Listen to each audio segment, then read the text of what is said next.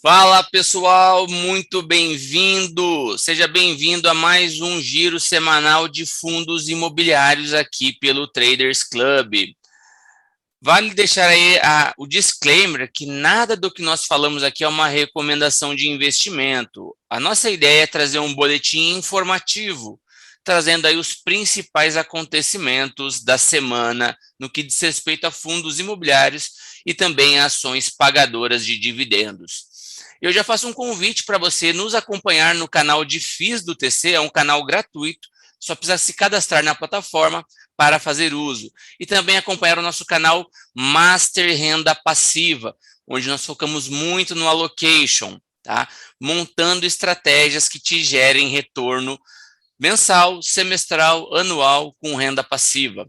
Bem, bom, hoje comigo, como sempre, Ivan Eugênio, Lucas Vergara, e hoje o nosso convidado especial é o William Kikuchi, do perfil Meus Centímetros Quadrados, aí, conhecido no Instagram e também no Twitter. Claro, está com você, William. Seja bem-vindo. É um prazer aí, Felipe, participar aí desse vídeo aqui do Traders Club. Eu já acompanho vocês aí, o trabalho de vocês. Acompanho nas redes sociais e também aí no YouTube. Bom, é isso aí. Eu tenho um canalzinho ali que eu posto ali parte dos relatórios gerenciais aí dos fundos de CRI, que foi o que mais gerou atenção aí no último ano aí. E procuro ali sempre no canal ali do Traders Club ali de fundos imobiliários postar as novidades aí, os fatos relevantes e comunicados que saíram aí no dia. Legal, William. E bom, já quero fazer um convite para vocês, então, além de acompanhar o canal de fundos imobiliários, acompanhem também a aba Relatórios, tá? Lá na aba Relatórios nós temos subindo relatórios de emissões de fundos imobiliários e também subimos os relatórios setoriais de FIIs. Então, acompanhe, já subimos 2 relatórios com relação ao setor de FOFs, né, fundo de fundos, e também aquilo que diz respeito ao setor de recebíveis imobiliários, os nossos FIIs de CRIs. Então, tem bastante conteúdo e em breve, muito em breve, divulgaremos um produto de fundos imobiliários destinado ao público de varejo com um valor bem acessível, tá? Nos acompanhe nas redes sociais, vamos postando sempre mais conteúdos, acompanhe as nossas entrevistas com gestores, tá? E é isso. Bom, agora sem mais delongas, vamos colocar os nossos slides, está trazendo os principais fatos relevantes da semana. Está com você, Ivan. Vamos lá, pessoal. Bom dia, bom dia. É sempre um prazer estar aqui no nosso giro semanal, ainda mais hoje aqui com o nosso convidado, o William Kikuchi, famoso Will, que dominou lá o Instagram, apresentando vários dados, compilando os dados e trazendo para a turma. E já vamos aqui, então, começar a falar dos dados do IFIX, observando aqui as principais altas e baixas da semana. Vamos lá, Felipe. Beleza. Olha, pessoal, aqui o nosso foco não é ler os principais tickers, mas trazer um panorama aí setorial. A gente observa que as duas maiores altas são 2 FOFs. Os FOFs foram muito amassados recentemente, tiveram a maior queda dos últimos 12 meses no mês de agosto.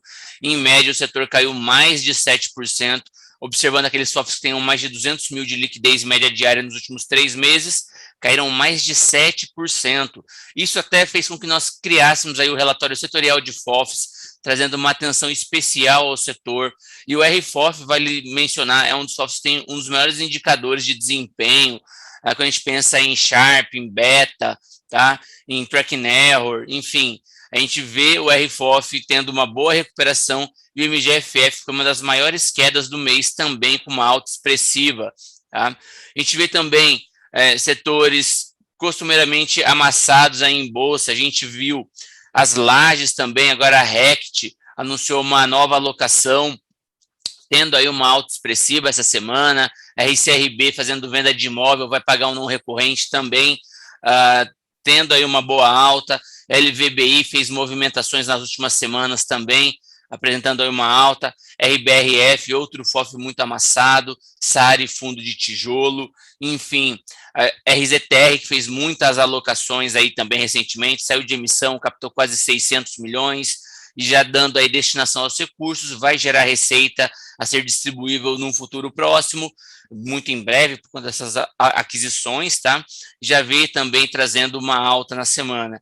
As maiores baixas a gente vê a XPCM chamando muito a atenção, uma queda de mais de 8%, a multa que a Petrobras tinha que pagar já está findando, já está se encerrando, receita do fundo vai ir a zero, e a praça onde ele está localizado não é nem secundária, eu diria, é uma praça terciária, de menor expressão no mercado de lajes a nível nacional.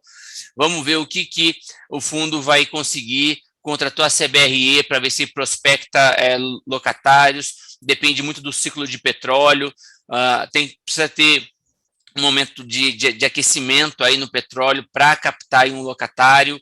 Vamos acompanhar. A BBPO também fez aí uma renovação contratual e, no nosso ponto de vista, não foi tão bom assim. A gente vê que o mercado bateu bastante no fundo. A gente vai falar disso também com calma aí no Fato Relevante. Enfim, BBPO realmente apanhou bastante, tá, pessoal? A gente não viu com bons olhos essa renovação. VTLT também, um logístico monativo monoinquilino. A RBRP fez novas aquisições, mas o mercado também vem batendo bastante na cota, a GTWR apanhando também, a RVBI, o FOF da VBI, um dos maiores FOFs em termos de performance, aí apanhando um pouco mais. Shopping e BRCR também, com uma vacância um pouco elevada, também apanhando. Bom, acho que esse é o panorama de maiores altas e maiores baixas da semana, resultados bem mistos. Quando a gente pensa no mês aí, SARI, BTCR, RVBI, então a gente vê que na semana, alternando um pouco com o mês, resultados mistos, tá? XPCM também liderando as maiores baixas do mês, GTWR, uma laje que fez uma renovação contratual recente, apanhando também bastante aí no mercado. Vamos acompanhar muito o cenário de lajes, pessoal. Lajes está entre as maiores quedas do mês, pode ter oportunidades. PVBI em emissão também, fazendo aquisições, apanhando um pouco. VISC em emissão também está sofrendo aí um pouquinho.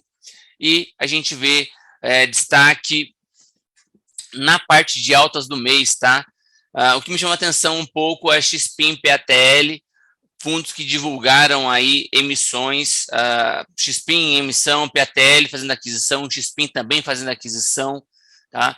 Lembrando que o mês ainda está muito recente, a primeira semana a gente não teve nem 5 dias úteis ainda, 5 dias de pregão, mas a gente já vê um pouco de logística, agrologística com que a GR divulgou um resultado um pouco abaixo do que vinha em linha, né? Eles tinham lá o guidance deles, estimando 41 a 42 centavos cota mês, divulgou 0,38, tá um pouquinho abaixo a última distribuição dele, do guidance previsto, mas vamos ver como se dará aí os próximos meses. Vale lembrar que já teve reajuste de contrato atípico que vai gerar resultado nos próximos meses, tá?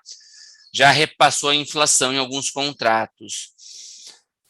Eu acho que é isso, basicamente. De novo, como o mês está bem no início, as maiores altas do mês estão bem próximas das altas da semana, tá? Pode avançar o slide, Ivan? No ano, a gente tem BBF11B, que deve perder essa posição em breve. Depois a gente tem, basicamente, fundos de papel, XPCI, Habit, VGIR, KNCR, e vale prestar atenção que os fundos indexados a CDI com uma alta expressiva, VGIR e KNCR. O Ivan falou disso no comecinho do ano, fez um Trade Idea sobre isso, então fica aí o convite para vocês acompanharem nossos Trade Ideas sobre fundos imobiliários. REC-R tem muito pulverizado na carteira, quer dizer, muito é relativo, depende da comparação, mas ele tem uma parte considerável na carteira de pulverizados, tá? E apresentou uma alta expressiva. RBRR é um high grade que estava muito descontado, está na nossa carteira, quem é premium sabe disso e conseguiu pegar um belo carrego no fundo. O fundo chegou aí a dar quase 6% no ano de carrego, desde que a gente deu o call, da mínima à máxima, agora corrige um pouco, é verdade, mas ainda assim traz um bom ganho. E quem comprou quando a gente deu o call em março, pegou um belo carrego aí na cota. HCTR também apresentando uma boa alta. HGCR é um outro FII que está na nossa carteira, demos o call nele ali em março, apresentando aí uma alta bem expressiva. BTCR também fechando a conta. Eu acredito que BBFI 11B é uma tartaruga em cima da árvore, a gente não sabe como chegou lá, mas sabe que vai cair em algum momento. Vamos acompanhar aí até o final do ano, tá? O BBFI, ele tinha um reajuste aplicado por IGPM muito forte, que havia sido repassado. Houve uma renegociação com o locatário, que é o Banco do Brasil, e a gente viu que foi trocado o indexador e o que foi pago a mais referente à IGPM vai ser descontado dos aluguéis futuros. Então, deve ter uma queda aí nos rendimentos do fundo, o que vai fazer com que os investidores aí, caçadores de yield que entraram no fundo, vendam as cotas e o que provavelmente vai reduzir muito a rentabilidade do fundo. A acompanhar aí até dezembro qual vai ser o desempenho do fundo. Ele tem bastante gordura. Nas maiores baixas do ano, a gente vê XPCM liderando, tá, as maiores baixas do ano. A gente também tem HTMX, CAFOF, TEP. A gente vê aí muitos FOFs e alguns logísticos, tá? 3 logísticos que chamam bastante a minha atenção, pelo menos. Não esperava ver 3 logísticos aí com PATL ou LG e VTLT. Tá? VTLT é um monoimóvel, monoinquilino que paga um dividendo acima da média para o setor, tá? E o que fez com que muitos cotistas comprassem ele a preços distantes do valor patrimonial do fundo, e a gente vê agora a cotação caindo aí um pouco. Lembrando aí que todos esses dados, tá, pessoal, a gente extraiu da Economática, tá? A gente não colocou a fonte aqui embaixo, mas já deixo claro aqui no vídeo que é Economática, tá? Os maiores dividendos aí dos 12 meses, aqui a gente está considerando também a amortização de SPTW, tá? Aliás, minto, pessoal, que não tem amortização, tá? Não tem amortização. A gente tem SPTW e XPCM, tem alguns aí não recorrentes, tá? De venda de imóvel. Depois, o que é recorrente, tá? O que é realmente dividendo. O RPR, HCTR, Habit, Bari, RECR, TORD, BBFI e o CVBI. Então, a gente vê o quê? Muito fundo de recebível, tá? Dividendo alto é com recebível, e aí a gente vê muito high yield, tá bom? Maior vol do ano, BZLI, XPCM, RBRD, SPTW, BBF11B, tá? São as maiores altas, a gente vê que são todas altas volatilidades acima de 20%, tá? Isso daí é volatilidade maior que do Ibovespa, tá? E aqui, ó, pessoal, só fazer aqui uma correção, essa vol aqui não é do ano, tá, pessoal? É vol 12 meses. É vol 12 meses, deixando claro aí, tá? Isso foi só um erro de digitação, que é normal acontecer. Vol de 12 meses. Queria aí uma opinião dos colegas, Will, Ivan, Lucas, o que vocês acham dessa volatilidade em fundos imobiliários? Porque a gente sempre ouviu dizer que fundos imobiliários têm volatilidade baixa. A palavra está com vocês, fiquem à vontade. Bom, vamos lá. Sempre uma das características que eles levantam a respeito dos fundos imobiliários como algo atrativo é a baixa volatilidade. E aí a gente pega e traz esses números aqui, onde a menor está aqui de 21,01%. Isso, de certa forma, assusta o investidor. Mas saibam que esses são os 10 maiores fundos com a maior volatilidade. E não é uma característica do todo, não é uma característica do contexto. Você pode, sim, escolher fundos com baixa volatilidade para a sua carteira. Não é tão simples saber quais são os fundos que têm menor e maior volatilidade. Esse dado é, de certa forma, um pouco complicado de achar, mas aí, para isso, o Felipe resolve para vocês. Isso aí vocês podem ficar bem tranquilos, que ele tem tudo na mão e já passa compilado na carteira. Também acho que, assim, se você olhar essa lista de volatilidade, você vai ver que tem muito fundo aí que ou é monoimóvel, com problema com o inquilino, ou contratos sendo renegociados, ou até mesmo saindo, né, e vai sobrar vacância. Então, se olhar esses primeiros 5 aí, tem esses problemas aí. Os de baixo, tá, o RPR tem aí uma volatilidade alta por conta, acho que, do IGPM, que deve ter gerado aí um ganho maior, né? Acabou gerando aí mais correria nas cotas. Exatamente, ele ficou com um ágio absurdo, né, por um tempo, aí solta a emissão e derruba aí o valor. O FIGS, né, um fundo de shopping aí de Guarulhos, tá, que também aí já teve seus problemas anteriores, né, e a hora que ia performar veio a pandemia. Então, também mais um fundo aí que tende aí a ser, tá sendo amassado, bem amassado aí pelo mercado. O SARI, ele tem uma baixa liquidez, né, o fundo do Santander tem boas torres, mas ainda tem baixa liquidez. Acho que esse é um dos motivos pelo qual a volatilidade aí é maior. Tá? E RCRB é Laje, né? Laje que o pessoal ainda está amassando bastante, né? E fazendo bastante trade aí nesse fundo. Então, acho que essa volatilidade representa isso no mercado, a gente tem que ficar atento. Quanto maior o fundo, aí, maior base de cotistas, a tendência é ter uma menor volatilidade, né? Principalmente se a recorrência aí dos rendimentos for maior. Tá? Então, são coisas que a gente tem que ficar de olho para evitar surpresas desagradáveis, principalmente aí para o investidor de FIIs que busca renda recorrente, né? Buscar os mais sólidos, maiores, mais líquidos e com uma renda mais recorrente acaba fugindo um pouco dessa volatilidade aí. Boa. Fala aí, Lucão. Eu acho que a gente tem que manter claro na cabeça que, primeiro, a gente está vindo de um meteoro, como diz o Guedes, né, que foi a pandemia, e isso daí destruiu muita coisa, e isso espirra em tudo. Então, espirra no imóvel, espirra na expectativa de inflação, espirra nos indexadores, e ainda não voltou 100%. O segundo ponto é a base de investidores de FI, ela está crescendo muito. Então, boa parte da volatilidade tem a ver com divergência de opinião, basicamente. Então, se tem mais gente, vai ter mais divergência de opinião. E é natural que suba a volatilidade. Isso é bom e ruim, porque a pessoa que entende um pouquinho mais, ela pode se aproveitar disso para fazer um bom negócio.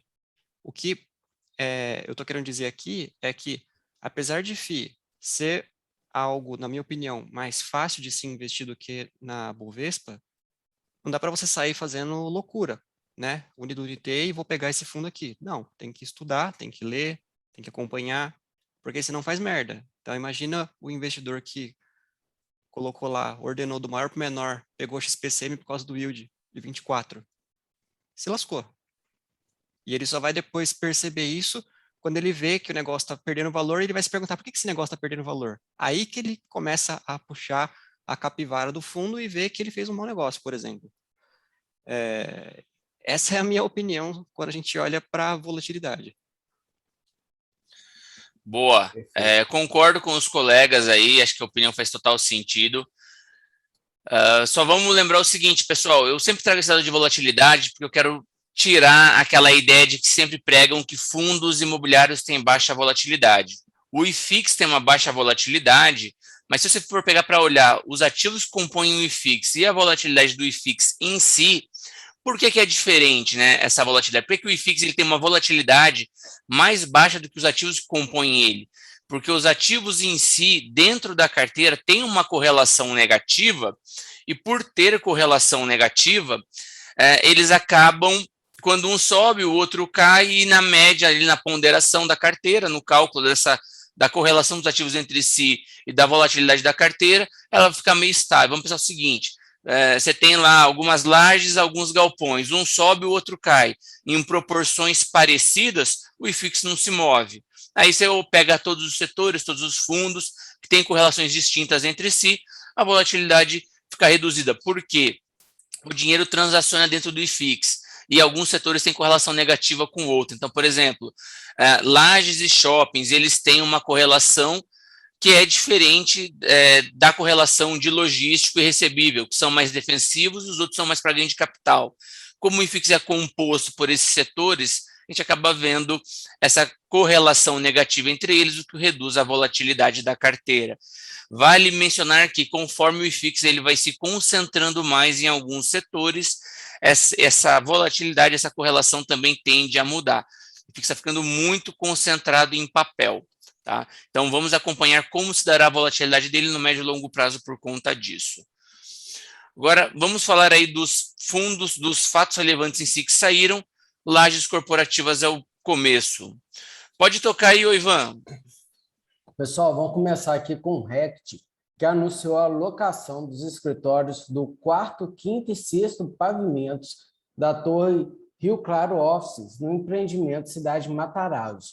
A área locada corresponde a 2.426 metros quadrados. O valor mensal será equivalente a R$ 150 por metro quadrado. Eu fiz um trade a dias essa semana a respeito dessa locação. E lá eu comentei exatamente que esse movimento seja muito positivo para o fundo, a vacância nele ainda é alta. Eu gostei do valor de metro quadrado alugado, né? Acho que está um valor bom comparado aos imóveis a mais de São Paulo.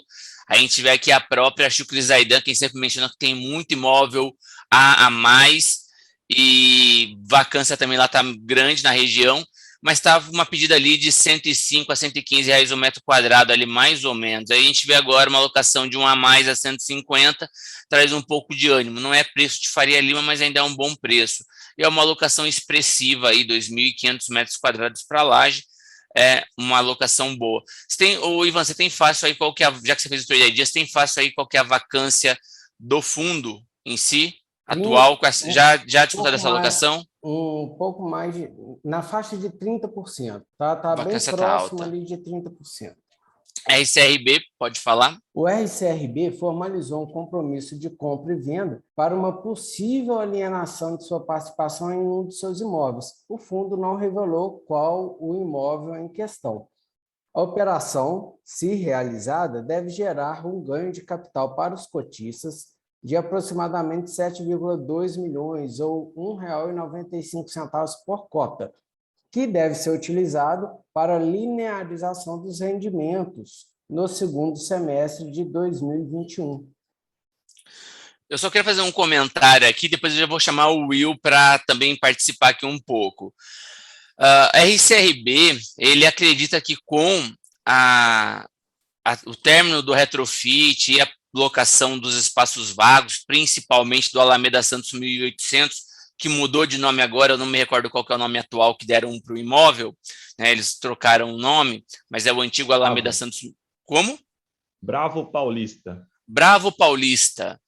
Agora, o antigo Alameda Santos 1800, que agora virou o Bravo Paulista, eles acreditam que com a alocação desse imóvel, né, redução de vacância do fundo, eles conseguem trabalhar numa distribuição perto de R$ 1 por cota, tá? Mais esse não recorrente de 0,95, óbvio que tem que levar em conta que não recorrente, ele é ali uma coisa, de novo, temporária, como o nome já diz, é não recorrente, mas pode ajudar o fundo a elevar um pouco as cotas, tá? Trazer aí um ganho de capital e também traz um pouco de gordura para o fundo trabalhar aí uma nova alocação.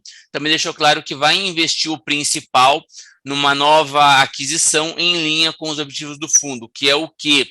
Se expor a ativos em que ele vai ter o controle condominal, ou seja, mais de 50% dos imóveis.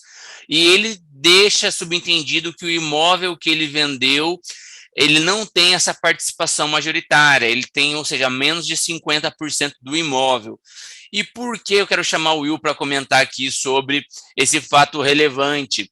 Porque da última vez ele comentou lá no TC, no nosso fórum, antigamente a gente ficava ali no canal de fundos de investimento, e ele falou, olha, eu acho que é o Cetenco Plaza, que o próprio RCRB negociou com o PATC.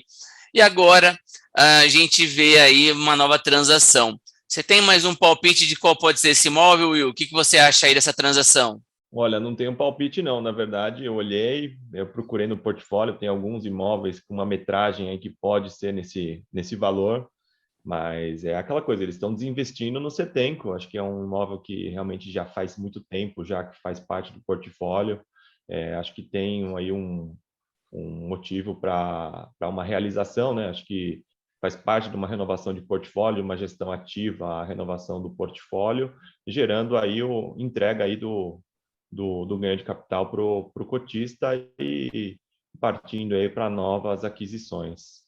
Mas realmente dessa vez eu não tenho um palpite. Da outra vez tinham 2 comunicados de 2 FIIs que não revelaram, no caso, o imóvel em questão, e a gente acabou juntando os dois fatos. Dessa vez, por enquanto, não saiu nenhum fato aí em outro FII que tenha esse mesmo giro de capital. Vamos acompanhar aí e trazer as notícias.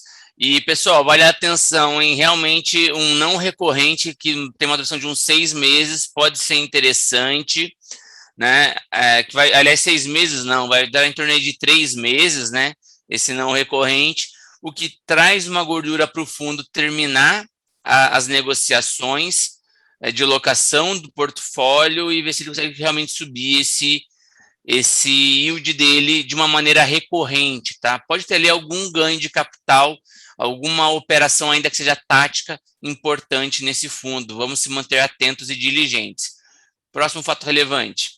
RBRP, bom, fez mais uma aquisição na Mário Garneiro, tá? Agora o fundo passa a ter 19,8% de posição no fundo, né? O fundo passa a ter 19,8% de posição no imóvel, pagou à vista um valor de 2,5 milhões, equivalente aí a menos de 14 mil reais o metro quadrado. Essa aquisição não vai gerar efeito imediato na distribuição de rendimento mensal do fundo. Vale lembrar que a RBRP também está com uma gestão muito ativa, fez aí uma emissão recente para quitar a parcela final do River One, aqui na Marginal, e na Marginal Pinheiros, tá? E ele também está fazendo reciclagem de portfólio, vendendo algumas posições, comprando outras, vendeu o Mykonos ali na Vila Olímpia, de frente ao shopping Vila Olímpia, vendeu agora também a Anima, que ele tinha ali, se não me engano, na região da Paulista, né? Fez a venda ali para a própria Rio Bravo Educacional, que a gente também vai falar hoje, e agora fazendo essa mais uma aquisição no Mário Garneiro, que está passando por retrofit da fachada. Vamos acompanhando, vamos ver aí como se dará o movimento do fundo. Lembrando que o River One tem uma RMG por um período aí de aproximadamente 15 meses. Vamos ver como que vai ficar depois. Eles já estão prospectando locatários para cuidar dessa vacância aí, tá? Vamos ver como vai ficar aí a distribuição do fundo ao longo do tempo. Vale ressaltar que ainda tem um não recorrente da venda de um imóvel, de um galpão logístico no RBRL, que vai surtir efeito no RBRP. Algum comentário, Lucas? Quer fazer alguma ponderação? Beleza, vamos seguindo aí, Ivan. Pessoal, agora vamos entrar nos fatos relevantes referente aos fundos de galpões logísticos. E esse teve notícia, hein? HGLG e GGRC fizeram aí uma transação. Tá? O HGLG já havia vendido para o XPIN, é bem comum ver essas transações entre fundos, tá? E agora ele anunciou a venda do galpão logístico em Uberlândia, está alocado para as Americanas, para o fundo GGRC. O galpão foi adquirido em outubro de 2018 e vendido agora. A HGLG passa a ter um lucro por cota de 4,24, tá? Uma TIR de 21% anualizada, tá? O fundo GGRC, que anunciou a compra, ele apresentou aí o fluxo de pagamento, vai ser feito aí em 4 parcelas, tá? Sendo que 40% já foi pago na assinatura do compromisso aí de compra e venda, e as demais serão ao longo de 2022, sendo que a última parcela é em 31 de março de 2023. O valor aí da transação é de 253 milhões de reais. Bom, a gente recebeu uma pergunta aí falando sobre essa transação.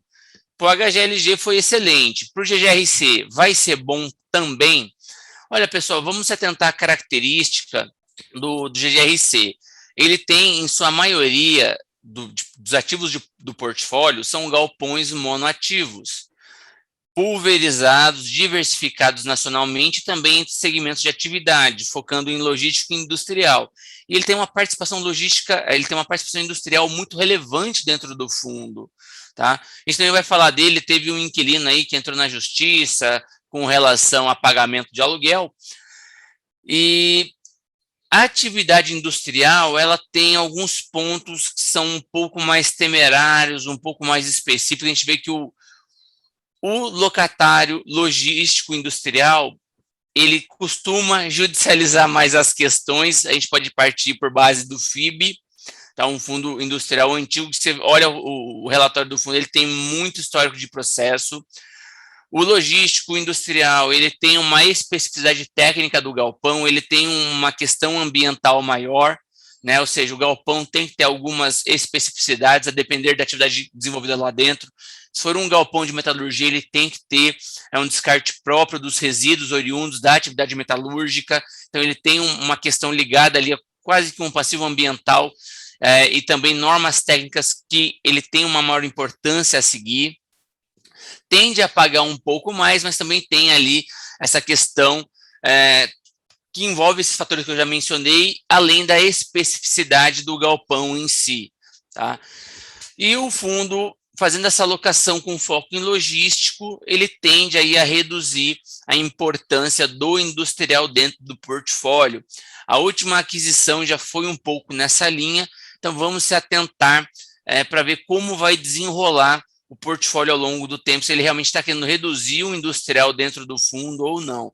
E chama também atenção porque a maioria dos fundos de logística, ele migra, ele tende a ir para condomínios logísticos, enquanto que o GGRC ele foca muito em galpões isolados, tá? Monoativo, monoinquilino, tá? Monoinquilino, melhor dizendo. Queria ouvir aí a opinião dos colegas aí. O que vocês acharam dessa aquisição por parte do GGRC? Eu gostaria de acrescentar aqui a localização do imóvel. Uberlândia está situada ali no Triângulo Mineiro, é uma das principais cidades do Triângulo Mineiro, se não a principal, tá? E ela atende muito bem também o estado de Goiás, o centro-oeste todo do país, né? Uberlândia, salvo engano, posso estar equivocado aqui, está mais próxima de Brasília do que de Belo Horizonte. Está muito mais perto de Brasília do que de Belo Horizonte. Então, a localização, embora não seja muito conhecida aqui no universo dos fundos imobiliários, se fala muito de São Paulo, Extrema, mas a localização de Uberlândia é muito boa. Então, aqui acho que não precisa comentar muito do HGLG, né? A HGLG fez um trade aí que também faz parte da renovação, entrega aí de valor para os cotistas, né? Com a venda e renovação do portfólio. Agora, lembrar que o HGLG ele comprou esse imóvel aí com um cap rate de uns 9,5%, 9,6% mais ou menos por cento, né? E o GGRC está adquirindo esse com um cap menor, né? Tá? Então, assim, está pagando relativamente caro. Tá? Não que tenha sido ruim o negócio, né? Porque a gente está vendo atualmente o mercado com esse cap mesmo, né? Então, as novas aquisições têm sido aí 7, no máximo 8. Quando dá 8, a gente até vibra hoje em dia, né? E outro dia eu escutei um podcast, né, com o Daniel Caldeira da Mogno, falando que comentou o negócio do BTLG com o MGLG. Ele falou que o negócio geralmente tem que ser bom para as duas partes, senão ele não vai gerar lucro para ninguém, né? O cotista vai ficar infeliz para os dois lados. E aqui é um típico caso, né? O HGLG ele gerou um lucro, vai entregar isso para o cotista, e o GGRC ele estava lá com dinheiro parado em caixa, né? Que rendia CDI. É óbvio que isso estava sem taxa de gestão, tinha aí lá o seu que ele acabou tendo que ceder após pressão dos cotistas mesmo, né? Mas estava com o dinheiro em caixa.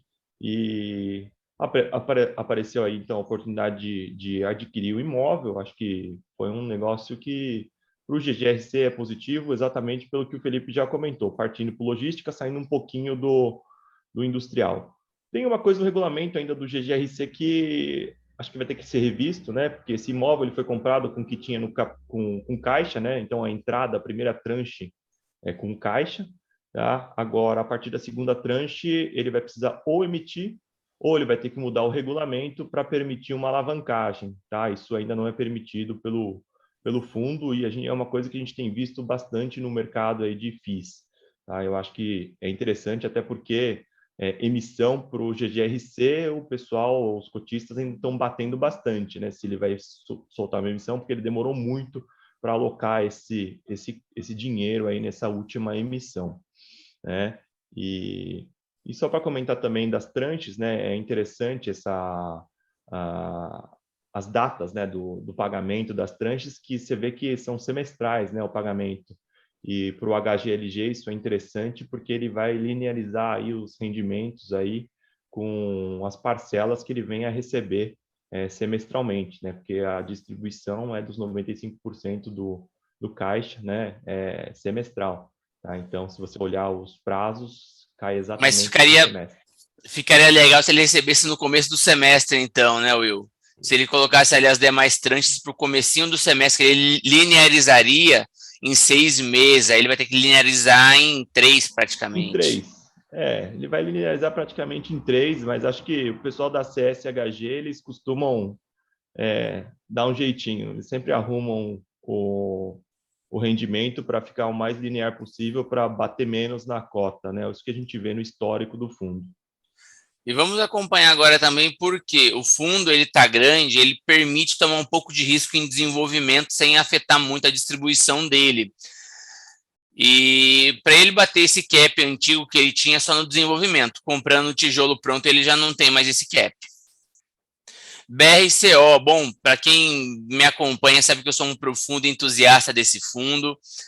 O mercado vem batendo bastante nele e ele faz aí agora uma nova alocação, praticamente está zerando aí a vacância do fundo, trouxe aí um impacto de positivo em torno de 1 centavo cota mês.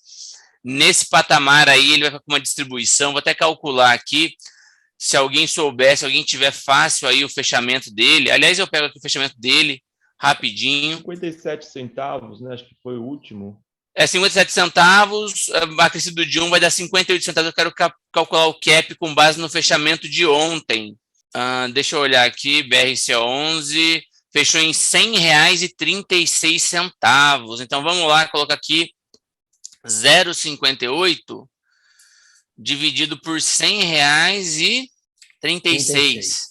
Vai estar dando um cap aí de 0,58 ao mês. Você multiplica isso daí por 12, é 6,93. É quase 7% ano. Para um logístico da qualidade dele, eu acho muito atrativo, assim, do ponto de vista de assimetria. Óbvio, não é recomendação, tem que olhar se faz sentido na sua carteira ou não. O próprio fundo já falou que ele tem uma previsão de subir o guidance para o ano que vem para cima de 62 centavos.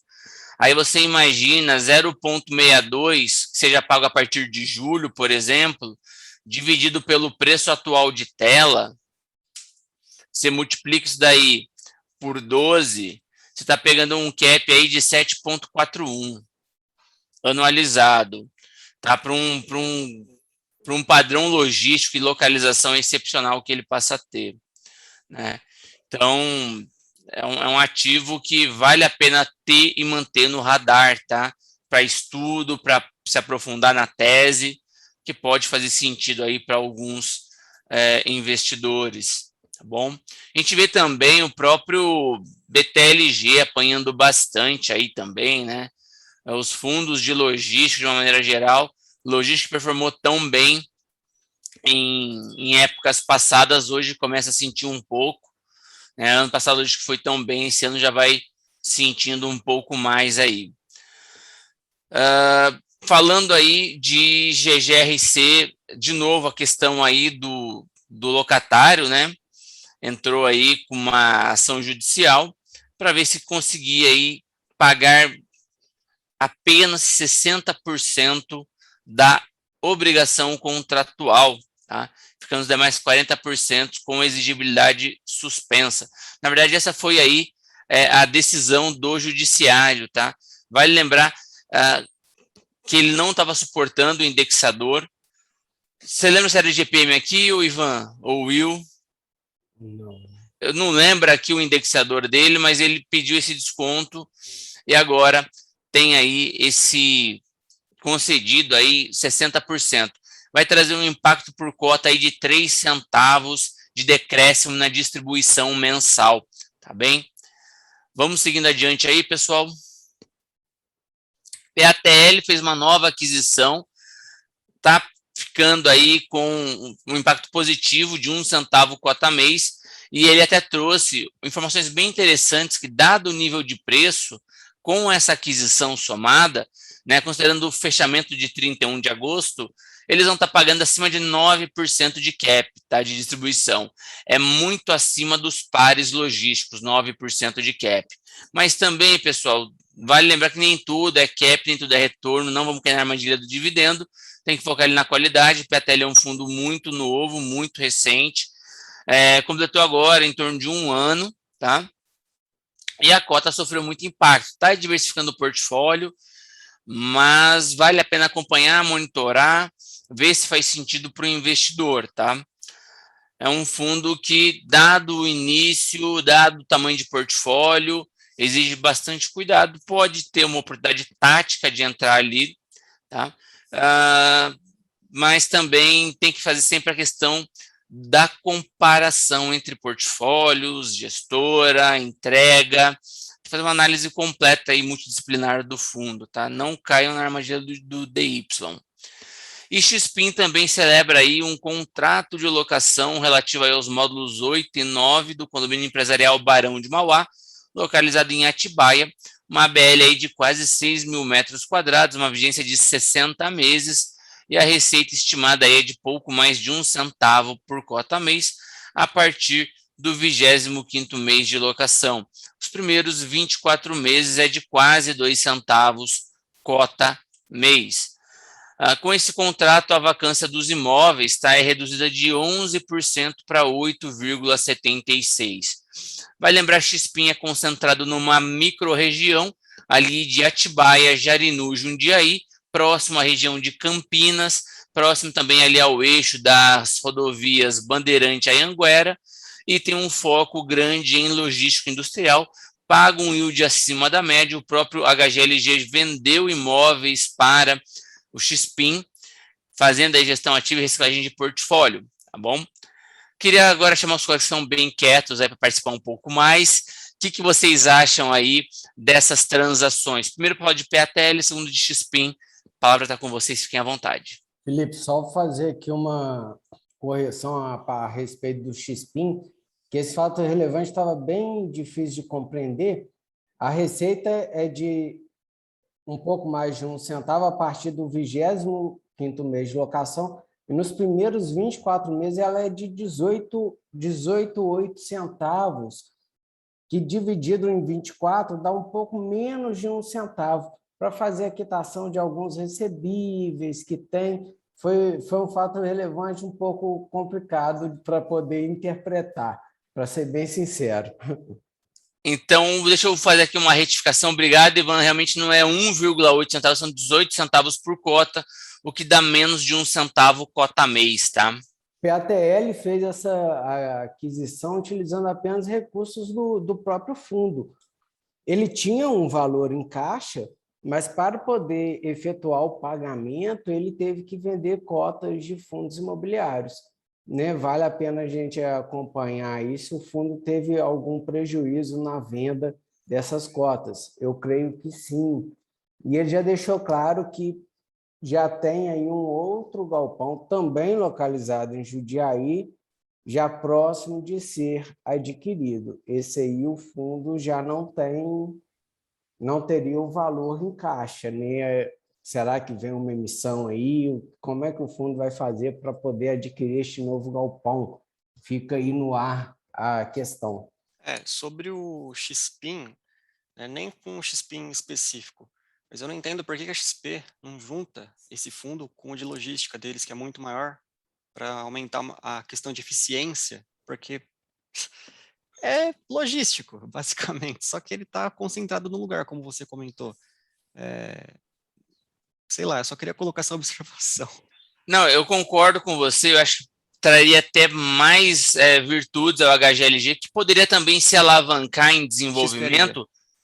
Desculpa, perdão. Obrigado, Lucas. Traria mais vantagens aí ao XPLG, que poderia atuar mais no desenvolvimento, tendo ali uma garantia de rendimentos, mitigaria o risco de logística industrial dentro do portfólio de XPIN, traria um incremento de renda no XPLG e permitiria ali um avanço também na atuação como desenvolvimento. A gente viu que o XPLG atuou em desenvolvimento agora recentemente, teve algumas demoras na entrega das obras, afetou um pouco a receita de distribuição, caiu a cotação de mercado, o mercado bateu um pouco nisso, tendo a fusão dos fundos, traz até mais vantagem competitiva a ambos, assim, eu viria com bons olhos também. O que acontece, a gente tem que observar é que a gente sempre viu nas fusões de fundos imobiliários ao longo do tempo, a gente sempre acabou vendo um ou outro acabava perdendo um pouco, tá, nessa conversão de cotas. E a gente viu nos últimos momentos que a gente passou a ver mais uma aquisição e liquidação de um fundo pelo outro, até para não ter essa incorporação, para não ter ali nenhum tipo de prejuízo. Pode ser que seja isso um dos motivos, né? Mas também não vejo tanto sentido numa gestora ter os dois fundos, né? Poderia realmente fazer a fusão entre eles. Gostaria muito, inclusive, de ver esse movimento. Eu acho que quando eles foram criados, acho que eram diferentes as propostas, né? O XPIN era voltado para o industrial leve, tá? Que tem uma rotatividade maior, né? Com condomínios para industrial leve. E o XPLG era para galpão mesmo, voltado aí para a logística pura, né? Pegando players maiores, inclusive. O que a gente vê é que o industrial ele tende aí na verdade, ter mais os problemas, né? Como você comentou anteriormente, né? E o que está tendo muita demanda atualmente é o logístico. Então, é natural, acho que um industrial que está localizado aí nessas regiões que são hubs logísticos, ele acabar mudando, vamos dizer assim, um pouquinho o perfil, né? E é isso que está acontecendo, acho que no XPIN. Acho que ele tem mudado aí um pouquinho esse perfil industrial leve, focando mais em logística, que é o que está tendo demanda atual no mercado. Agora, quanto a juntar, realmente, hoje em dia, pensando nessa mudança do perfil do fundo, né, dos imóveis, acho que valeria realmente a fusão, né, e aumentaria bem o PL do fundo, aumentaria aí o punch de negociação aí com relação a imóveis e contratos aí lá para frente. Muito bom. Vamos avançando, pessoal. Bom, é isso. Depois dessas boas ponderações, vamos avançar. Volta aí, Ivan. Toca essa parte aí de recebíveis. Vamos lá, gente. Vamos tratar aqui agora de recebíveis imobiliários e também fundos de desenvolvimento. A gente vai sempre tratar aqui, né, neste setor, vamos unir os dois. Tord, a gestora, de forma voluntária, renunciou a 69,5% da taxa de gestão, fazendo jus ao valor de aproximadamente aqui 116 mil. Tal renúncia impactará as remunerações devidas a partir de setembro de 2021. Com isso, a gestora busca o maior alinhamento de interesse com os seus cotistas. Já o fundo MFII 11 divulgou a aquisição de um terreno de 1.800 metros quadrados, localizado na rua Cidade de Bagdá, no bairro Jabaquara, na cidade de São Paulo, pelo preço total de 4,5 milhões. A intenção do fundo ali é desenvolver um empreendimento multifamiliar residencial vertical com aproximadamente 168 unidades. O fundo é de desenvolvimento, pessoal. Então, não são esperados impactos relevantes nos rendimentos do fundo no curto prazo, né? Porque ele vai desenvolver o prédio, vai construir para depois começar a vender as unidades e aí o cotista ter, de fato, ali o seu rendimento. Com relação aos fundos de recebíveis, é isso que nós temos hoje, né? Só conferir aqui exatamente. Foram esses dois fundos que divulgaram. Recebíveis e desenvolvimento.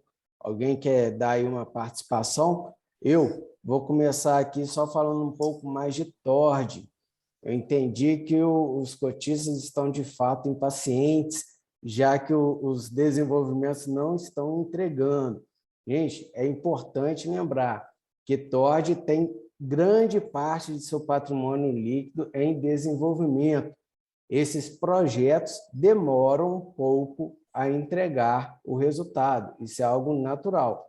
A gestora aí nem alinhando interesses com cotistas, abriu mão, renunciou a parte de sua taxa de gestão. Ponto positivo para a gestora. Queria comentar sobre a MFI, rapidinho, Will, aí você já vem participando também. MFI, ele tem voltado um pouco mais a atividade para essa parte de desenvolvimento vertical, tá? Ele saiu de emissão agora, já adquiriu alguns terrenos em São Paulo, e as últimas aquisições de terreno que ele fez foi voltado para desenvolvimento multifamiliar. Os prédios, né? Multifamiliar, residencial, vertical é prédio. E ele está focando bastante nisso. Ele até fez uma aquisição de um terreno ali no Itaim Paulista. Quem conhece São Paulo, é uma das regiões mais pobres, né, da cidade. Aliás, não vou nem dizer mais pobre, não fica um termo legal assim, mas um termo maior de vulnerabilidade social onde as pessoas estão inseridas. E a gente observa que são projetos voltados aí muito para ter subsídio do Minha Casa Verde e Amarela, tá? E o antigo Minha Casa Minha Vida, né? O Casa Verde e Amarela, aliás, o nome. E a gente também observa agora mais um empreendimento residencial.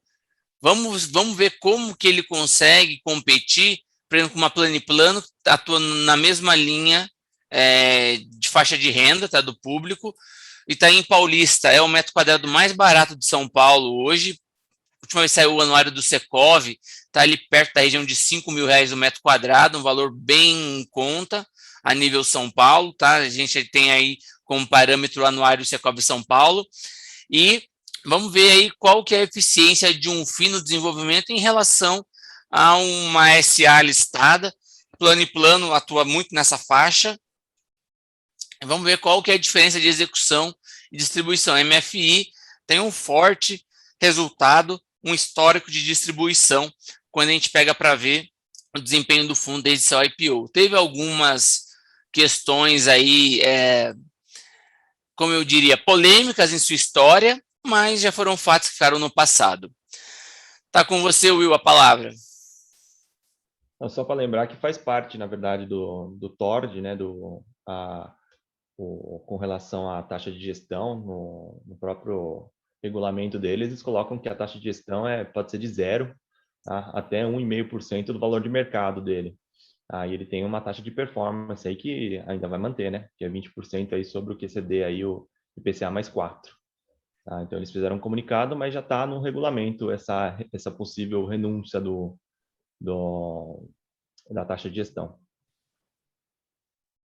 Eu, na verdade, queria trazer só um aviso, né? Que muita gente e isso independe do segmento do fundo, né? Mas quando vocês estiverem olhando o fundo, não importa o yield, não importa o VP, mas se atentem a essas taxas que geralmente ninguém dá bola, que é a taxa de administração do fundo e o bench. Porque se você olhar no detalhe, mesmo que você olhe dentro do segmento específico, seja desenvolvimento, laje, vai ver que tem umas diferenças, né? E isso, no longo prazo, faz uma diferença tremenda no crescimento do patrimônio seu e do fundo, né? No caso. Fica só essa dica aí. Renda urbana, segmento renda urbana. Eu sei que o Felipe está querendo falar sobre esse segmento, Felipe. Já deu até um sorriso. Vamos lá. Eu vou ler só as relevâncias e depois eu vou deixar o homem falar à vontade. TRXF. Fundo comunicou a aquisição de 2 imóveis, 2 lojas atacadistas, de propriedade das Sendas Distribuidoras, que é o Açaí Atacadista, sendo uma localizada na cidade de Araçatuba, esse é um Sale and Leaseback, e a outra na cidade de Porto Velho, Rondônia, ainda em fase de construção, já é um BTS.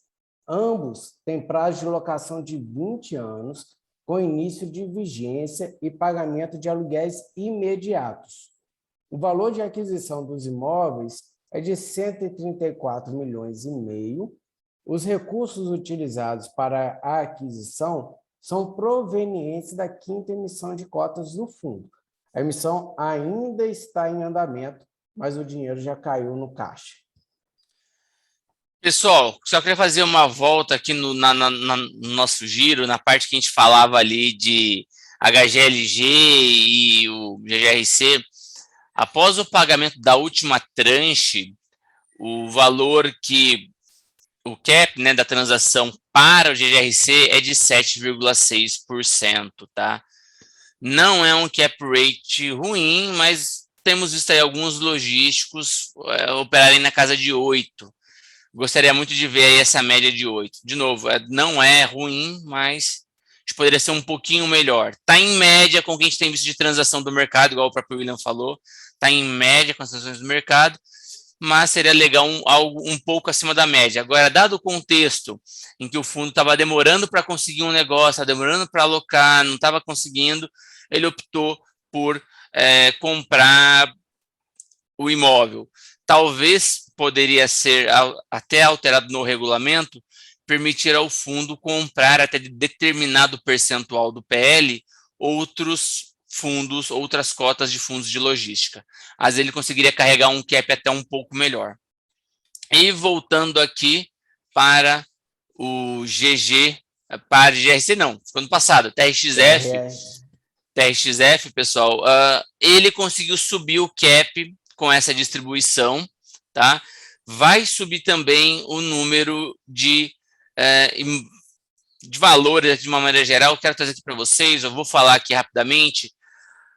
Valor investido em imóveis aumentou 9,14% e passa do 1,6 bi. Agora são 46 imóveis no total, foram mais 2. Presença em estados subiu para 12 estados brasileiros, antes eram 11. Cidades, 31 cidades agora no Brasil. São mais de 400 mil metros de ABL. Tá? Terreno, 717 mil, quase 718 mil metros quadrados, tá? ABL aumentou 7% aproximadamente, terreno um pouco mais de 9%. Peço desculpas aí por essa tosse, não é Covid, tá? É mudança de tempo mesmo, é voz seca de tanto falar. E aqui também queria comentar sobre a distribuição por cota.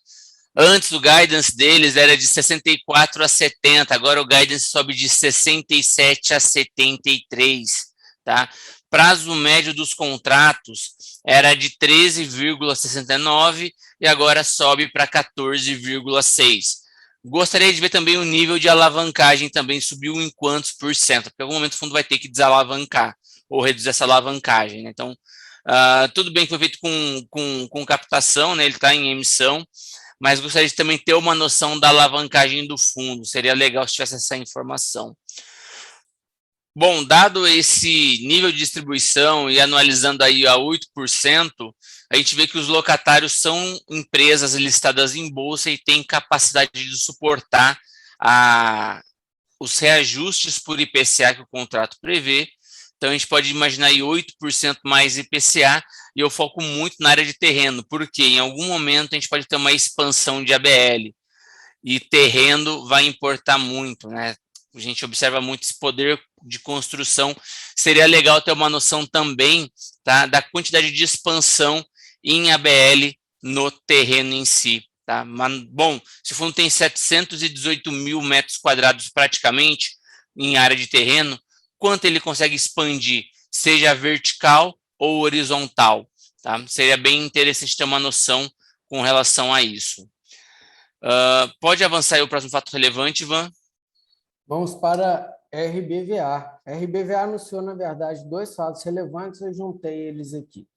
O fundo concluiu a alienação de um imóvel situado em Itaquaquecetuba, falar devagar para não falar errado, São Paulo, e assinou proposta de alienação de imóvel localizado em Guarulhos. Ambos esses imóveis estão locados hoje para a Caixa Econômica Federal. A primeira operação gerou um ganho de capital de cerca de 30 centavos por cota, e a segunda, se for devidamente concluída, pode gerar um ganho de capital de 10 centavos por cota. Essas movimentações estão em linha com a intenção do fundo, que é de diminuir sua exposição a agências bancárias e aumentar a exposição a imóveis de varejo, como tem feito aí ao longo do tempo. Eu tenho gostado de ver essas movimentações de gestão ativa também, reduzindo agências, vamos ver no que ele vai alocar. E pensando que também vai de fusões e aquisições e fundos, né?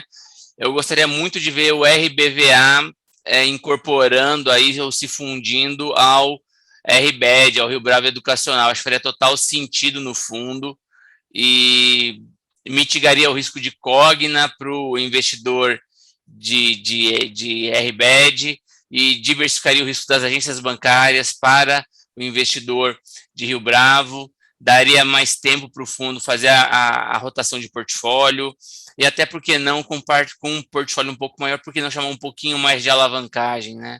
Isso ficaria interessante.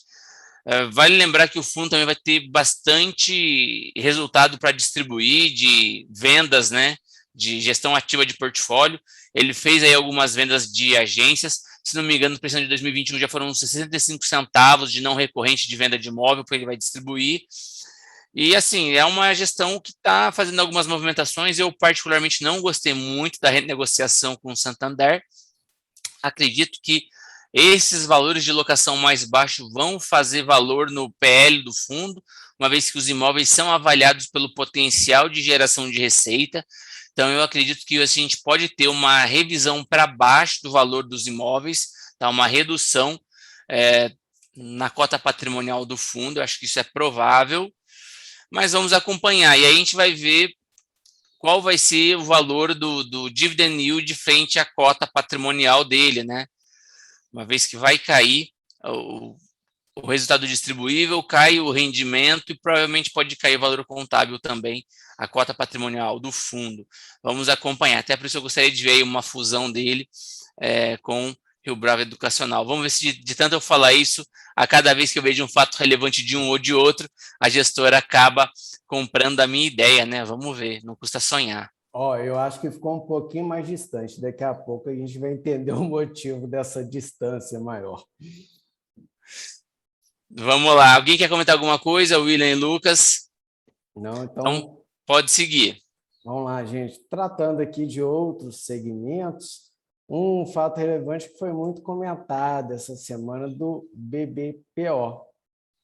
O BBPO renovou a locação de 58 imóveis por mais 5 anos a partir de novembro de 2022. O valor de locação foi reajustado, reduzindo em 17% os valores recebidos pelo fundo, considerando aqui a receita do fundo do mês de julho, tá? Os 6 imóveis que não foram renovados, isso aqui é importante, representam 14% da receita total do fundo. A gente viu aí no início do nosso giro que esse fundo teve uma queda boa nessa semana, não é mesmo? Eu, particularmente, não gostei muito dessa renovação. A receita vai ser bem impactada, o que eu também acho que vai acontecer a mesma coisa que eu acho que vai acontecer na RBVA, que é uma revisão desses imóveis para baixo ao longo dos anos, conforme a receita dele caia, né? A gente pode ter uma reavaliação para baixo do valor do PL. E também um outro ponto, a gente não sabe qual vai ser o custo de benfeitoria. Imagine fazer benfeitoria em 58 imóveis. Se for 1% do PL, se for 5% do PL, 10% do PL, imagina que não tem que chamar emissão para retrofitar imóvel. Tudo bem que vai ser bem um retrofit, é uma benfeitoria, mas imagine uma emissão para isso. A gente viu que o HGPO conseguiu fazer benfeitoria, se chamou emissão para fazer benfeitoria no imóvel, aumentou a atratividade e competitividade, fez uma renovação acima do valor praticado. Então, é um fundo, a exceção, ainda mais quando a gente pensa em lajes corporativas, HGPO. O BBPO vai ter que fazer um retrofit, uma benfeitoria, e talvez tenha que usar uma emissão para isso. Pô, se ele realmente vai fazer uma emissão para isso, a gente pode ver aí uma queda no valor patrimonial. Se ele vender alguns imóveis para custear, a gente vai ver uma queda na receita de locação. Então, eu penso que esse fundo vai perder um pouco da atratividade. Hoje, dada a incerteza dele, tá? Eu até fiz um tweet sobre isso, postei depois no meu Instagram, subi lá no canal de FISUTC, fiz lá uma conta meio por cima, tá? Não, de novo, eu deixei bem claro, não era um valuation, aquelas contas de Nazaré, do meme de Nazaré que a gente vê ali, mas conta bem por cima. menos de R$ 110, mais R$ 110 não faz sentido BBPO, no meu ponto de vista, com essas contas de Nazaré de cabeça aqui. E eu não me surpreenderia de ver o fundo negociando abaixo de 100. Não me surpreenderia nem um pouco. Tá? Então, vamos acompanhar aí qual que vai ser o futuro. A gente vai conseguir ter uma noção muito melhor do futuro desse fundo quando a gente souber o custo de retrofit. Eu queria pontuar um negócio. Vocês conhecem um fundo chamado HFOF? Acho que todo mundo conhece. Vocês entenderam o que eu quis dizer, né? Ele estava muito tomado no fundo, né? E ele até fez aí um relatório gerencial em fevereiro, se não me engano, falando que ele estava tomando o fundo ali abaixo, na região ali perto de 110 a 115, né? Estava tomando, estava raspando cota. E espero que ele tenha, aliás, abaixo de 110, né? Ele falou que ele estava tomando cota. E espero que ele tenha feito venda dessas cotas ali próximo a 115 que estava negociando. Espero que aquele movimento de forte venda que a gente viu no dia seguinte, após a renovação, tenha sido ele. Torço. Tomara, porque eu tô com os dois. Porque senão a gente vai ter algum problema ali, né? Pode ser que o investidor desse fundo tenha ali algum problema. Vamos acompanhar ali qual que vai ser o movimento que o fundo fez. Vamos acompanhar, tá? Espero que aquela socada a mercado que deram no fundo para o investidor, né, tenha sido eles. Vamos acompanhando aí. Quer comentar alguma coisa desse fato, Will? Não? Então vamos seguindo aqui. Emissões de FIIs agora é com o Ivan. Vai, solta a voz, Ivan. Vamos dar seguimento aqui às emissões de fundos imobiliários. Não tem muita coisa aqui para a gente comentar, não, mas temos algumas ponderações a serem feitas. BTLG 11, a gestora formalizou o pedido de modificação da 11ª emissão de cotas. Dessa forma, a oferta passará a ter um novo cronograma, que ainda não foi divulgado, tá bom? E os investidores que já realizaram sua reserva de subscrição terão suas ordens canceladas e o dinheiro devolvido, que já teve até uma liquidação aqui. Tudo bem? Então, podem ficar tranquilos que logo o dinheiro volta. RBED, aqui eu mexi com você, Felipe, falei que a distância de RBVA mais RBED estava maior. RBED aprovou a sua 4ª emissão de cotas. O fundo pretende levantar aproximadamente 140 milhões para aquisições de novos imóveis. Não temos aqui mais informações a respeito de datas, isso aí futuramente será divulgado, tá bom? Consulta formal, a consulta formal do CANIP se encerrará no dia 20 de setembro, visando aprovar a sua 9ª emissão de cotas, que será do tipo 400. Aqui o fundo busca a emissão de 10 milhões de novas cotas, né? O fundo pretende aumentar, infelizmente continua com toda aquela trava, né, do Itaú. Essa questão ainda não foi superada pelo fundo. Tentaram uma vez lá atrás fazer em assembleia, não teve o quórum necessário.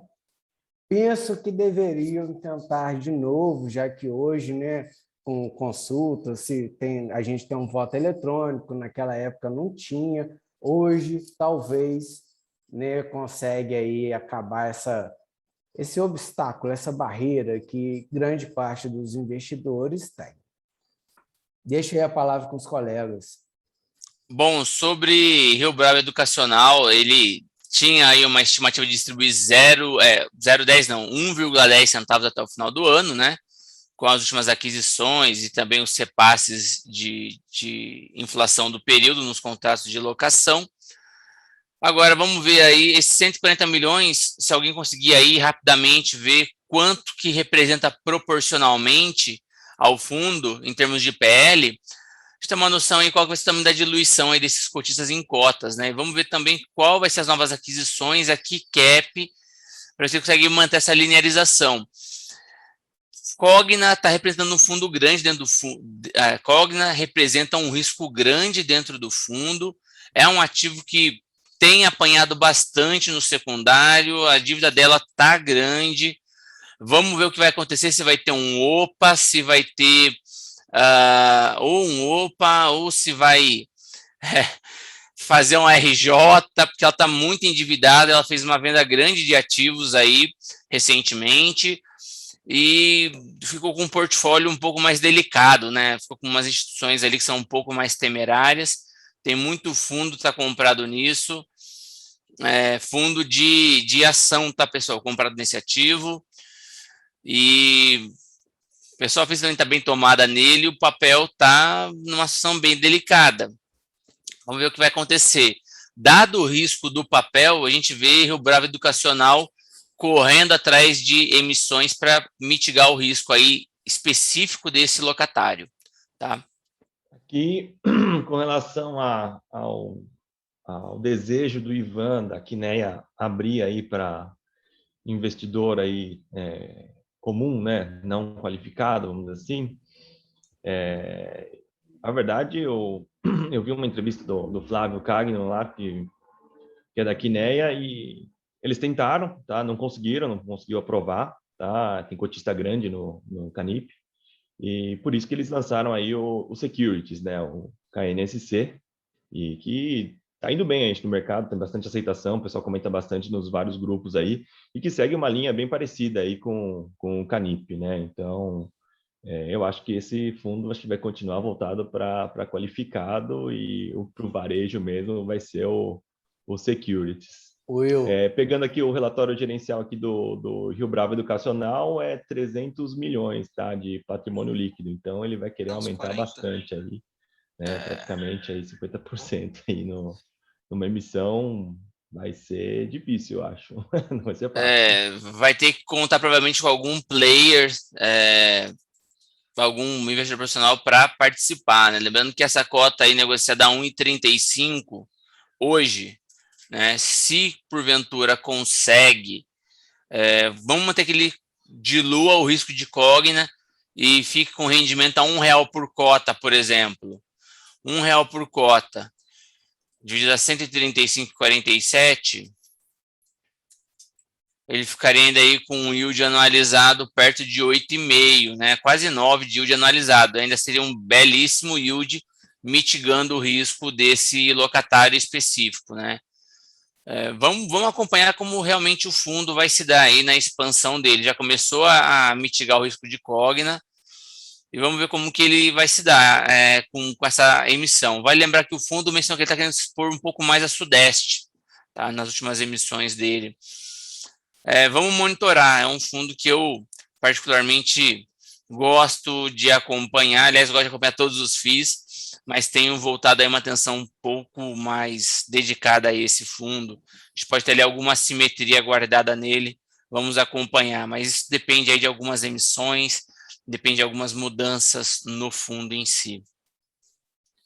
Eu queria só trazer um detalhe, né, no que vocês estão falando do Canip, de ficar travado só com o Itaú e tal, para quem é qualificado. E isso não é um problema só do Canip. Saindo um pouco da indústria de FII, indo para a FIDIX, a Quineia tem um fundo muito bom, que é o CADIF, que é para debenture, principalmente do setor elétrico, e também é a mesma chatice, entre aspas, né? E é um fundo excelente. Inclusive, eles estão agora colocando uma assembleia para justamente tentar abrir o fundo, né? Porque eu acredito que eles estão querendo fazer uma emissão e tal, então se abrir é melhor, mas vamos ver o que dá, né? Vai que passa esse e abre o caminho para os FIIs, né? Que são para investidor qualificado abrir perfeito. também, né? Vamos ver.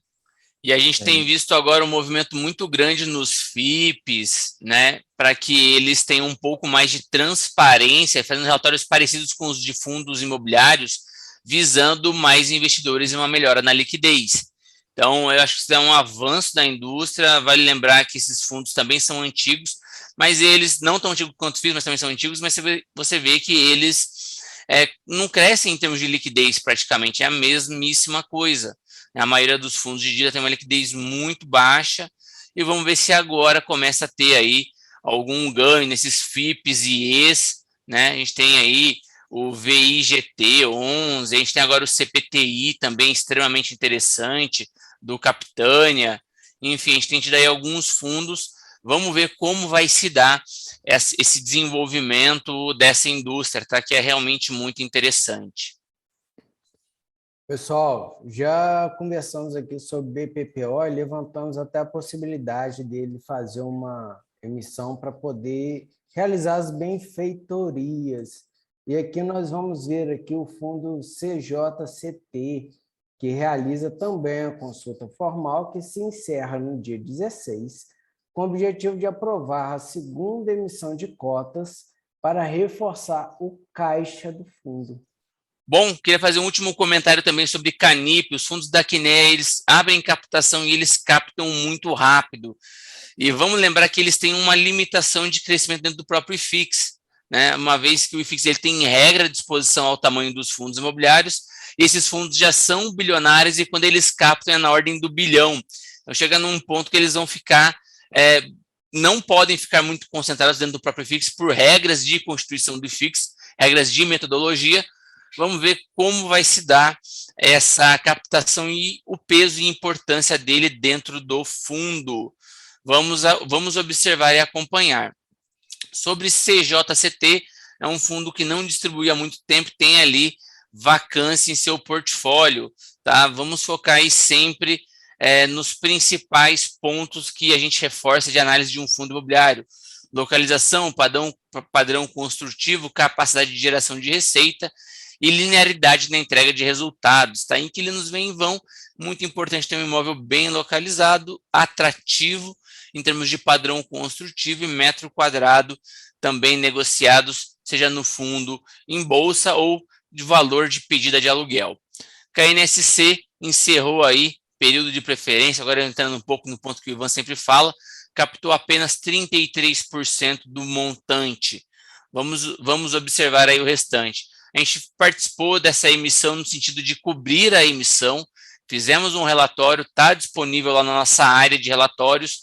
A gente entendia que valia a pena participar da emissão, desde que o valor do mercado secundário estivesse acima do valor de emissão. Explicamos no detalhe a nossa posição em relação a esse relatório e recomendo que vocês acompanhem se tem alguma dúvida sobre o fundo em si.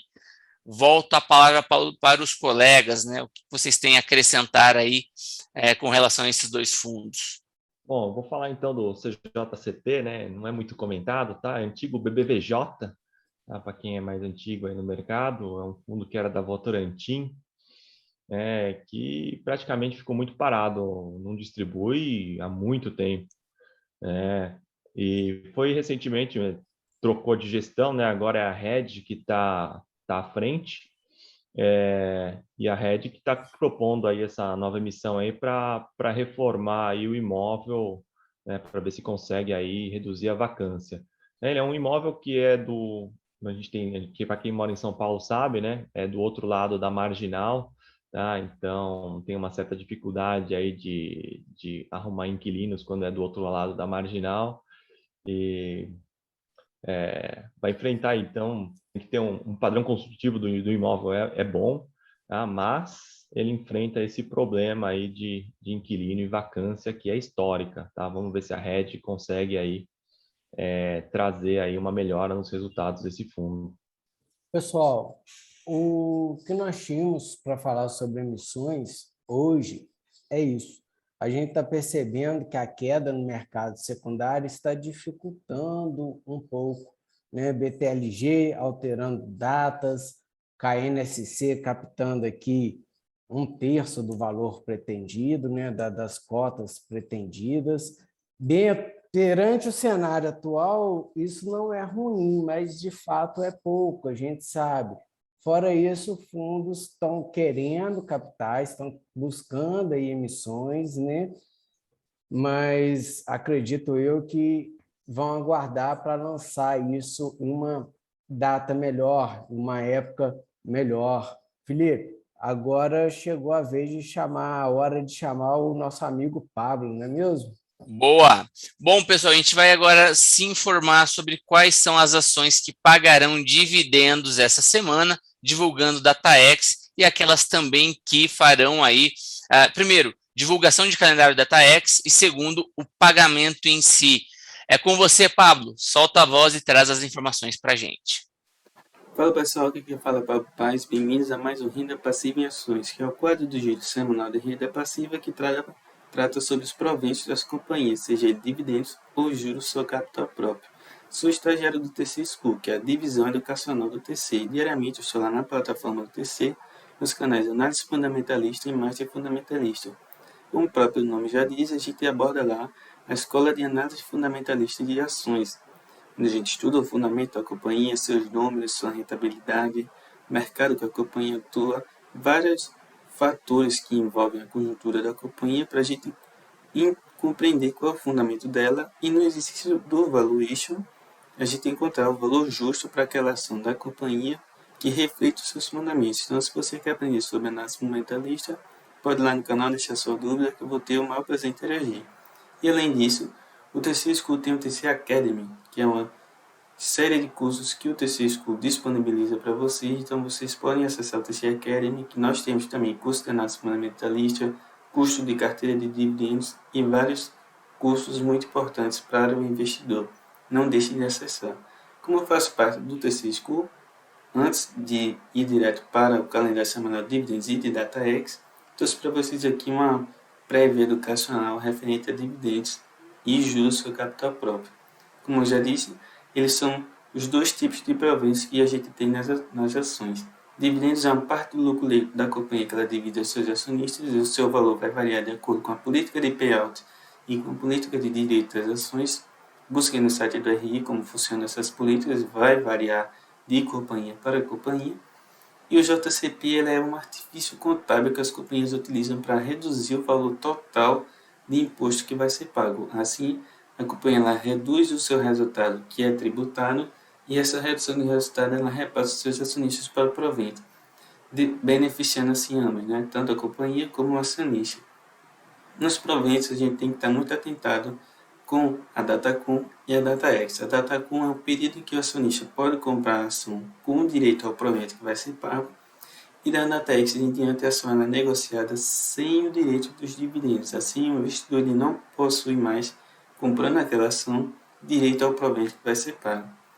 No dividendo ou no JCP é uma métrica muito interessante, o dividend yield, muito abordada também no mercado, mas o dividend yield ele nos dá uma taxa de retorno ao provento que vai ser pago, porque ele divide o provento que vai ser pago pelo preço que você pagou naquela ação. Então a gente consegue identificar por quanto de proveito nós vamos receber por cada real que foi pago naquela ação. É importante atentar que o dividend yield ele não pode ser analisado de maneira isolada, porque senão você pode cair na armadilha do dividendo. Aí na descrição do vídeo você pode conferir dois textos do TC School que abordam melhor, dando exemplos reais do mercado, o que é a armadilha do dividendo. Não deixe de conferir. E busquem também dentro do site do TC School nossas categorias de mercado, onde tem análise fundamentalista, análise técnica, finanças e vários outros temas importantes para o investidor. Acesse o site do TC School e se informe, estude também. Passando agora para o calendário semanal de dividendos, como as companhias, a gente vinha na temporada de balanço, várias companhias reportando os resultados e assembleias sendo realizadas para definir a destinação do resultado das companhias nesse primeiro semestre. Nas semanas passadas, vocês podem conferir os vídeos anteriores, as companhias elas vinham pagando, várias companhias vinham pagando, né, os dividendos, juros sobre capital próprio referentes aos resultados de 2021, no primeiro semestre, e também resultados de 2020. Então, por isso que ao longo dessa semana e em diante, a gente vai ver aí um menor volume de empresas pagando dividendos. Logo no início da semana, a gente tem o pagamento de IRB, os dividendos de IRB, referentes ao exercício do primeiro semestre de 2021, e a IRB é uma companhia que atua nos seguros aqui no Brasil e no setor de seguros também. Desde 2020, a empresa vem enfrentando um cenário desafiador, porque foram descobertos vários escândalos referentes à governança corporativa da companhia, e também a companhia está reestruturando seu modelo de negócio, que estava desestruturado, incorrendo a vários custos desnecessários. Então, a IRB ela passa por cenário adverso. Muito atenção se você for investir em IRB. Logo depois, a gente tem a ação preferencial e ordinária do Banco de Brasília, também conhecido como BRB. Muita atenção porque ele é um banco que é uma sociedade de economia mista com o Estado de Brasília, então Ele é o banco que representa o Estado de Brasília, né? Atua em operações referentes ao Estado e suas ações elas possuem pouca liquidez, então muito cuidado quando for investir em BRB. Logo depois a gente também tem as ações preferenciais do tipo ETB e as ações ordinárias do Banco do Rio Grande do Sul, que é a cotação BRSR.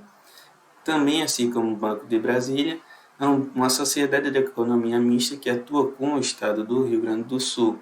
E as suas ações até têm um pouco mais de liquidez do que as ações do Banco de Brasília, mas mesmo assim, comparado às ações mais movimentadas do mercado, ele possui uma liquidez baixa, então muito cuidado nesse sentido. Depois a gente tem o pagamento dos proventos de Porto Belo, que é um small cap da Bolsa. Ela vem em uma trajetória bem interessante desde 2019 para cá. Suas ações estão refletindo isso porque a empresa está entregando bastante fundamento dentro do seu setor, que é referente a cerâmicas, materiais de construções e artigos nesse sentido. Depois a gente tem Espaço Laser, que é uma empresa que fez IPO recentemente aqui na Bolsa. Ela atua no setor de estética, né, corporal. E depois a gente tem ali Ferbasa e Redditor. Ferbasa é uma empresa que atua no setor de saneamento básico e a Redditor é uma grande empresa do setor de saúde aqui no Brasil que vem reportando os bons resultados. É uma das empresas mais valiosas da Bolsa. É um case bastante interessante. E por isso ela vai estar aí pagando tanto dividendos como juros do seu capital próprio. Essa semana, como vocês podem ver aí, são as data ex desses ativos. A gente não tem um dividendo nenhum desses ativos porque eles ainda vão ter data ex ao longo dessa semana. E no calendário de dividendos que mostramos aqui anteriormente, de um dividend yield, esse dividend yield ele é calculado com o fechamento do último dia de Datacom. Mas se você já possui esse ativo, você pega o seu preço médio, o preço que você entrou, comprou as ações desses ativos e você calcula o seu dividend yield. Então é isso, pessoal. Obrigado mais uma vez pela atenção e até a próxima. Bem, pessoal, agora que o Pablo já nos deixou informado sobre as ações, vamos encerrando nosso giro semanal de fundos imobiliários e também renda passiva com foco nas ações. Felipe, hoje você não trouxe a parte de renda fixa, por quê? Bom, pessoal, vou trazer aqui uma novidade para vocês. O nosso time de renda fixa agora vai ter um giro próprio para falar sobre um assunto. É um giro que vai ter em torno de meia hora e vai abordar a curva de juros, DI no período zero, curva no tempo zero, tempo menos 7, menos 30, informações sobre tesouro direto, CDBs, renda fixa de uma maneira em geral, o que aconteceu na semana, emissões de CRAs, de CRIs, debêntures, enfim, vai ser um panorama geral específico para renda fixa e tem muita oportunidade guardada lá. Bom, desejo uma excelente sorte aos meus colegas de ETC que vão tocar esse produto agora. Então, é isso, pessoal. O nosso giro vai ficar um pouco mais curto, não teremos mais a renda fixa, mas traremos sempre muita informação sobre fundos imobiliários. Eu aguardo vocês na próxima semana com um novo convidado especial e agradeço aqui a parceria, a oportunidade que o William veio falar aqui conosco hoje, tá? Obrigado, William, pela sua participação. É convidado para voltar mais vezes. Agradeço também aí ao Ivan e ao Lucas, nossos parceiros de sempre. Deixar a palavra para vocês aqui se despedirem da nossa audiência. Vou deixar o Will falar por último, já que ele é o convidado especial, para ele encerrar com chave de ouro. Felipe, muito obrigado mais uma vez. Lucas, sempre bom estar aqui com você. Conhecer o Will, prazer enorme. A gente já tinha trocado ideia aí pelos chats, né, pelos canais.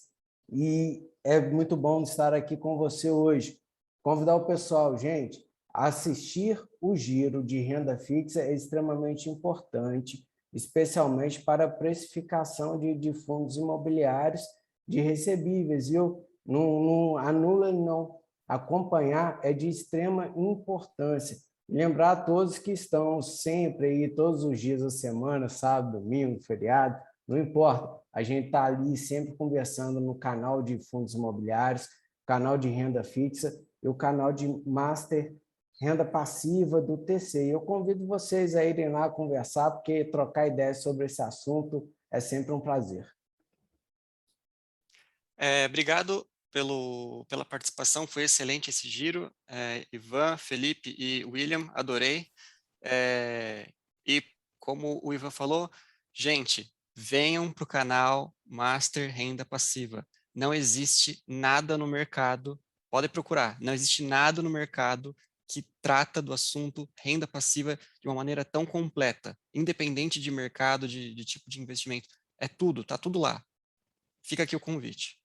Nosso foco no renda passiva é muito alocação, porque além de a gente tratar sobre os ativos de renda passiva em si, a gente também já comenta na parte de FIIs e de renda fixa, no renda passiva é o mesmo conteúdo com foco em alocação, construção e montagem de portfólio, tá bom? Portfólio completo à prova de crises, resiliente e que paga a renda mensal. Tá? Aliás, renda passiva, mensal ou semestral, independente do fluxo, nosso foco é esse. Will, a palavra está contigo. Eu queria agradecer a participação aí a você, Felipe, Ivan, Lucas. É a minha primeira aparição pública, vamos dizer assim, então sempre era só o avatar antes, né? Era só aquela figurinha, era só o avatar, né? Avatar a gente é macho, né? Fala qualquer coisa. Avatar, mas nunca fake. Exatamente. Mas assim, agradeço bastante aí a participação, acho que gostei bastante, acho que é bem provável aí que eu apareça mais algumas vezes aí. Obrigado, viu? Legal, pessoal, bacana. Ficamos assim, acompanhe a gente nos canais do TC. Um forte abraço a todos. Tchau, pessoal.